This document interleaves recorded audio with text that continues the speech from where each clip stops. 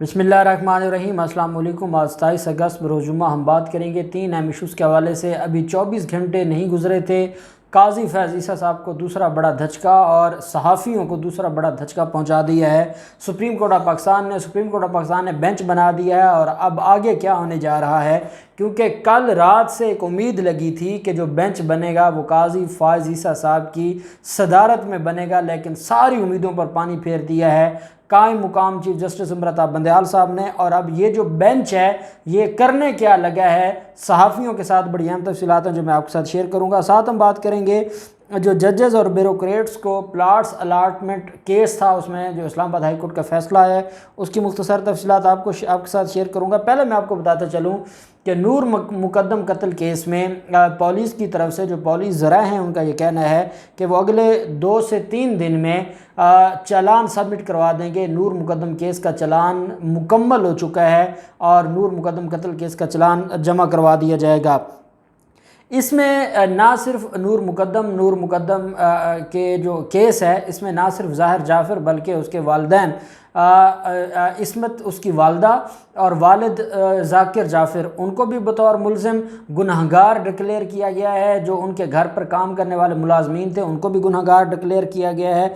और इसके साथ जो 6 मुलाजमीन थे, एक मालिक ताहिर ज़हूर और 5 मुलाजमीन जो थेरेपी वर्क्स के, उनको भी गुनहगार डिक्लेयर किया गया है। पुलिस की तफ्तीश में टोटल 11 लोगों का चालान किया जा रहा है पुलिस की तरफ से।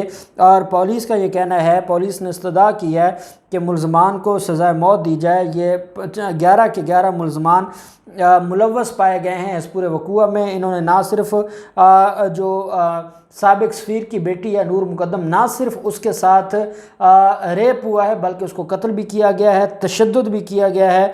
और पुलिस राय का यह भी कहना है कि मुल्ज़िम ज़ाहिर जाफ़र को सज़ाए मौत की इस्तदा की गई है अदालत को। और वो बेसिकली पुलिस चालान से क्या मुराद है, पुलिस चालान में 173 CRPC के तहत ये एक रिपोर्ट, कंप्लीट इन्वेस्टिगेशन रिपोर्ट जब अदालत में सबमिट करवाई जाती है तो उसको चालान कहा जाता है।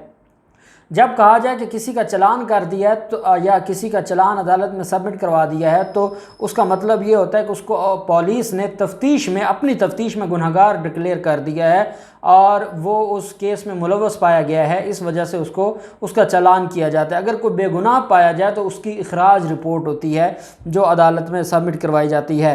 अब चालान सबमिट हुआ है और मैं ये समझता हूँ कि पुलिस ने जितने तेज़ी के साथ ये जो इन्वेस्टिगेशन है वो कंप्लीट की है वो वाकई काबिल सताइश है।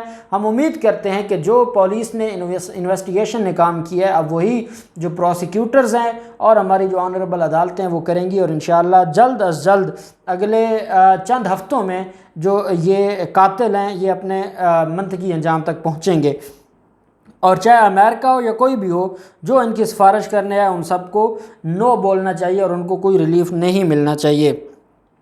जजेस और ब्यूरोक्रेट्स को आप जानते हैं कि जो इस्लामाबाद हाई कोर्ट ने ग्रेड 22 के अफसरान, जजेस और सिविल सर्वेंट्स को प्लाट्स के अलाटमेंट के मुतालिक फ़ैसला सुना दिया है। और चेयरमैन हैं ज्यूरिस्ट फाउंडेशन के चेयरमैन रियाज हनीफ राही एडवोकेट, उनकी दरख्वास्त पर यह महफूज शुदा फ़ैसला आज सुनाया गया है। इस्लामाबाद हाई कोर्ट ने ग्रेड 22 के अफसरान, जजेस और सिविल सर्वेंट्स को प्लाट्स की अलाटमेंट गैर कानूनी करार दे दी है। इस्लामाबाद के जस्टिस मोहसिन अख्तर कियानी ने महफूज फ़ैसला सुनाया। अदालत ने रिमार्क्स दिए कि जजेस और सिविल सर्वेंट्स को प्लाट अलाटमेंट के हवाले से कोई सिरे से कानून मौजूद नहीं है। हुकूमत अगर जजेस और सिविल सर्वेंट्स को प्लाट देना चाहती है तो हुकूमत को पहले कानून साजी करनी होगी और उसके बाद इनको प्लाट देने होंगे। ये जो इस तरीके से प्लाट दिए जाते हैं ये गैर कानूनी हैं और इनकी कानून इजाज़त नहीं देता।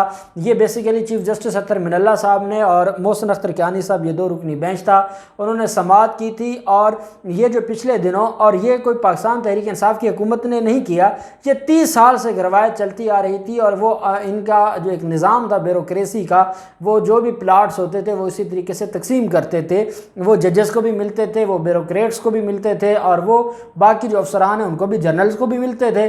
इस्लामाबाद हाई कोर्ट में ये जो درخواست دائر کی گئی، اس درخواست کی بنیاد پر جو درخواست دائر کرنے والے جیورس فاؤنڈیشن کے چیئرمین ہیں ریاض حنیف راہی ایڈوکیٹ صاحب، ان کی درخواست پر یہ عمل ہوا، عمل درآمد کیا گیا، اور یہ جو الاٹمنٹ ہے اور یہ ان کو الاٹ کرنا، اس کو غیر قانونی حکومت کا یہ جو ایکٹ ہے، جو اداروں کا یہ ایکٹ ہے جس کے تحت انہوں نے یہ ریلیف دیا ہے یا انہوں نے یہ پلاٹ الاٹ کیے ہیں، اس کو ہی غیر قانونی ڈکلیئر کر دیا ہے ہماری عدالت نے۔ پھر معاملہ آ جاتا ہے صحافیوں کو ہراساں کرنے کے حوالے سے۔ میں نے آپ کو بتایا تھا کہ سپریم کورٹ آف پاکستان میں جو امید لے کر گئے تھے، صحافیوں کا بیسیکلی مسئلہ کوئی وہ درخواست دینا یا سنوانا نہیں تھی، صحافیوں کا بیسیکلی مقصد تھا کہ کیسے ان کو ریلیف دیا جائے یا کیسے وہ ریلیف حاصل کر سکیں، اور ان کو قاضی فائز عیسیٰ صاحب سے ایک امید تھی۔ قاضی فائز عیسیٰ صاحب کے بینچ میں اس لیے کیس کو لے کر جانا چاہتے تھے، وہ یہ سمجھتے تھے کہ قاضی فائز عیسیٰ صاحب کا اپنا غصہ اور پھر ہماری درخواست یہ مل کر حکومت کو ٹف ٹائم دیں گی اور حکومت کے لیے ایف آئی اے کے لیے اور باقی اداروں کے لیے مسائل کھڑے ہو جائیں گے۔ اب وہ تو جو ان کا نوٹس تھا وہ کالعدم قرار دے دیا گیا، اس کو خارج کر دیا گیا۔ اس کے بعد سپریم کورٹ آف پاکستان نے اس میں یہ بھی فرمایا تھا کہ اگر نوٹس لینا بھی ہوگا تو آپ فائل چیف جسٹس کو بھجوائیں گے، وہ بینچ بنائے گا اور اس کے بعد سماعت ہوگی۔ تو کیونکہ اب درخواست آ گئی تھی اور اس کے اوپر نوٹس لے لیا تھا قاضی فائز عیسیٰ صاحب نے، تو اس وجہ سے پھر سپریم کورٹ نے اپنے فیصلے میں یہ کہا کہ یہ فائل چیف جسٹس کے پاس جائے گی، چیف جسٹس جو ہے اس کے اوپر بینچ بنائیں گے۔ اب وہ بینچ بن گیا ہے، 3 رکنی بینچ ہے۔ اعتزاز احسن صاحب نے قاضی فائز عیسیٰ صاحب کے حق میں کچھ وکلاء نے باتیں کی تھی، اور وکلاء یہ کہہ رہے تھے کہ قاضی فائز عیسیٰ صاحب کے حق میں جو ان کے ریمارکس تھے وکلاء کے یا ان کے آرگومنٹس تھے وہ یہ تھے کہ قاضی فائز عیسیٰ صاحب کے ساتھ زیادتی ہوئی ہے، اور قاضی فائز عیسیٰ صاحب کا جو سٹانس تھا وہ درست تھا جو انہوں نے اپنے خط میں لیا۔ اس پر اعتزاز احسن صاحب، اب اعتزاز احسن صاحب سے بہتر کون قانون جانتا ہے، اور جس کی ساری زندگی سپریم کورٹ میں گزری ہے اور وہ ایک جورسٹ ہیں، سپریم کورٹ کے سینئر وکیل اعتزاز احسن صاحب نے کہا کہ قاضی فائز عیسیٰ صاحب نے جس طریقے سے نوٹس لیا یہ غیر قانونی ہے۔ اس طریقے سے اگر ہر جج نوٹس لینے لگ جائے تو پھر تو 17 ججز ہیں سپریم کورٹ کے، تو 17 سپریم کورٹ بن جائیں گی۔ اگر جس جج کا دل چاہے گا وہ کسی معاملے پر نوٹس لے گا اور خود ہی وہ بینچ بن جائے گا، خود ہی اس کے اوپر نوٹس کر کے ریکارڈ طلب کر لے گا، تو پھر اس کا مطلب یہ ہوا 17 سپریم کورٹس بن گئیں۔ تو قاضی فائز عیسیٰ صاحب کا یہ جو معاملہ ہے یہ انتہائی غلط ہے، اور قاضی فائز عیسیٰ صاحب کے معاملے پر جو سپریم کورٹ کا فیصلہ ہے وہ درست ہے۔ سپریم کورٹ کی یہ بات بالکل ٹھیک ہے جو 5 رکنی بینچ کی بات ہے کہ یہ معاملہ اگر کسی نے نوٹس لینا بھی ہے نوٹس لیا جا سکتا ہے۔ سو موٹو نوٹس صرف چیف جسٹس نہیں لے گا، کوئی بھی لے سکتا ہے، کیونکہ ہر جج کی پاور سیم ہے۔ چیف جسٹس کے پاس صرف انتظامی اختیارات زیادہ ہوتے ہیں، باقی جو جوڈیشل پاورز ہیں وہ 17 کے 17 ججز کے پاس ایکول ہوتی ہیں، لیکن وہ نوٹس لے گا تو وہ نوٹس کی سفارش کرے گا چیف جسٹس کو، اور چیف جسٹس اس کے اوپر بینچ بنا کے اس کی سماعت کروائیں گے۔